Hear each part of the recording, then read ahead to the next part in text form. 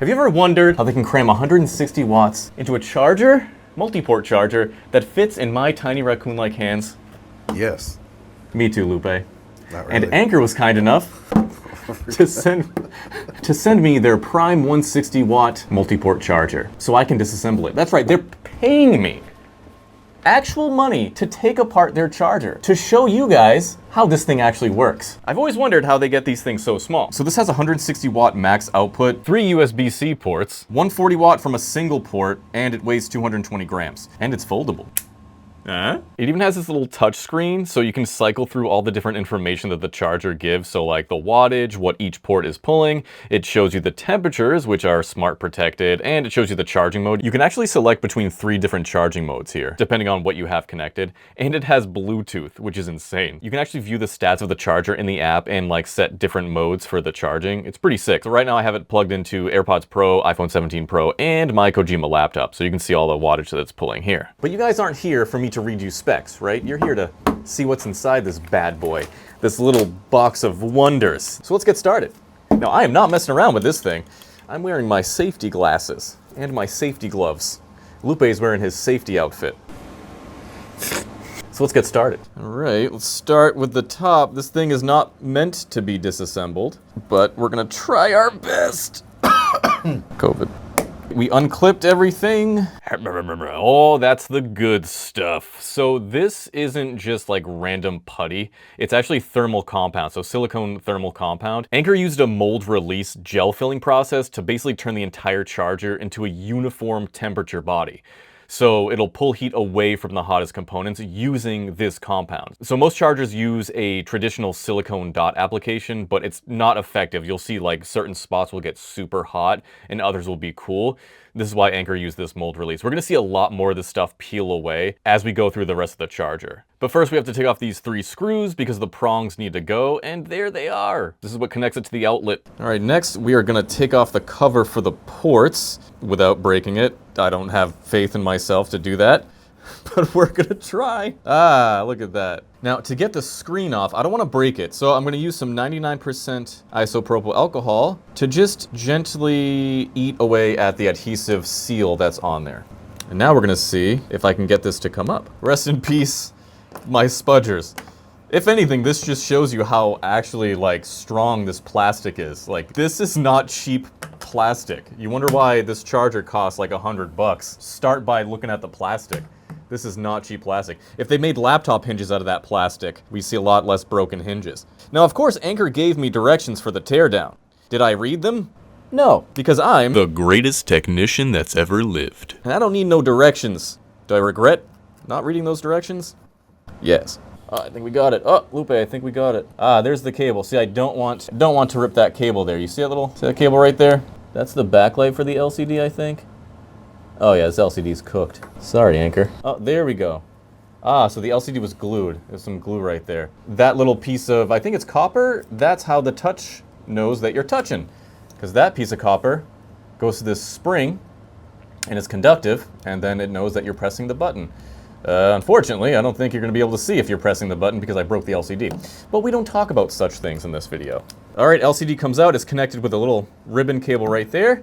Now, this is as far as we're going to get without actually having to cut this thing open to get inside the goods. So it's completely encased in the plastic, and this is some really tough plastic. So I'm going to try to cut it open with my little Fantic Dremel. With much trials and tribulations, I got it. Finally got it. If there's one takeaway from this experience, they definitely use good plastic. Because it took me a Dremel, a soldering iron, a lighter. I mean, I had to take so many tools to get this thing open. This plastic is no joke. So this tape stuff you see here is actually a thermal strip made of copper foil and graphite with insulation treatment applied on both sides. You'll notice the charger as well follows an L-shaped design because it's necessary to carry away the heat from the hot side to the other side. Solving high power heat generation problems has always been an issue in the industry, and this heat dissipation is super important because it extends the charger's life. Hence why the entire thing is just encased in this thermal putty, thermal compound type stuff with the graphite thermal pads. So basically the main goal of this charger is to never overheat. So it needs to disperse heat as much as physically possible, which is why everything is just covered in this thermal compound, which is absolutely insane. Obviously, Anker isn't messing around when it comes to like things overheating, and it's very, very clear that that's a huge priority with these things. Now, it's a known fact in the industry that Anker has the best chargers. Most of the time, an Anker charger is better than the original charger that the device shipped with. But a lot of people don't like that Anker costs more. This is why it costs more. This is why it costs more. Quality costs more money. From the friggin' plastic that is stronger than most computers to the amount of like effort in the design to get 160 watts into such a compact design. Even the thermal compound, dude, they did not cheap out at any single point when they made this charger. And friggin' Bluetooth, like, come on, my guys. This is the first time I've ever seen a charger actually broken apart. This is impressive. This is absolutely impressive. Listen, I can say one thing. Whoever designed this charger at Anker is absolutely a Tetris grandmaster. I mean, you can count on that. This guy will destroy you in Tetris because holy crap.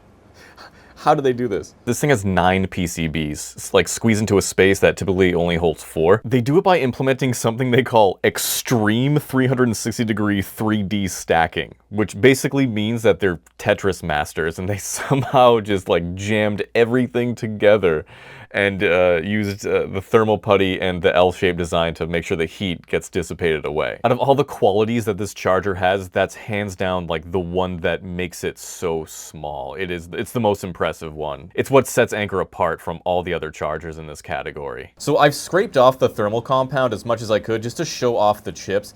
I'm no charger spurt, okay? But I'm learning about chargers. That's what this whole video is about. So most chargers have 4 PCBs. This thing has 9. 9 PCBs that are soldered together in this tiny little compact L shape. I managed to split apart some of the PCBs so I can show you individually the PCBs. It wasn't easy, but I promise I didn't break any. Yes.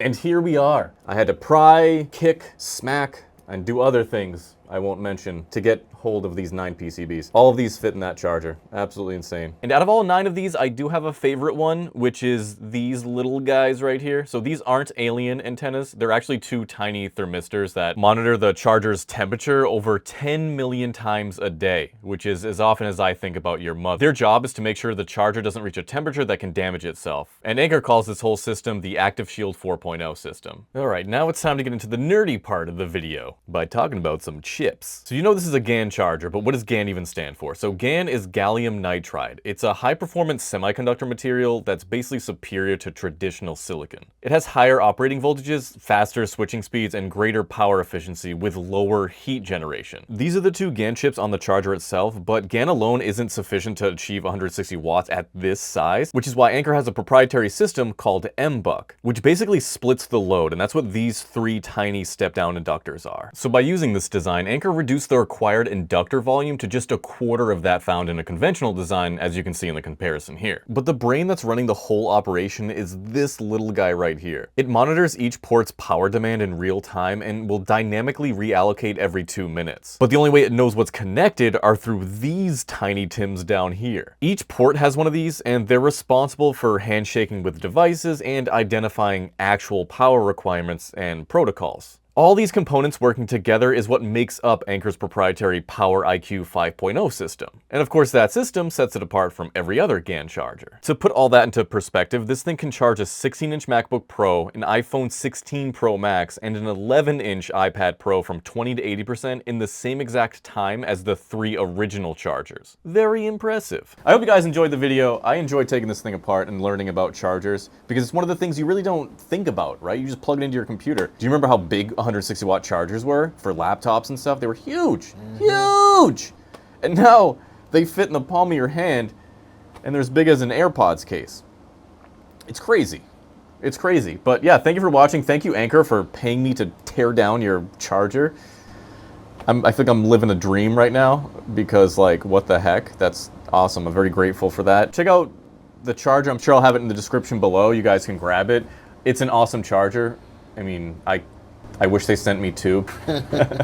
So, darn it.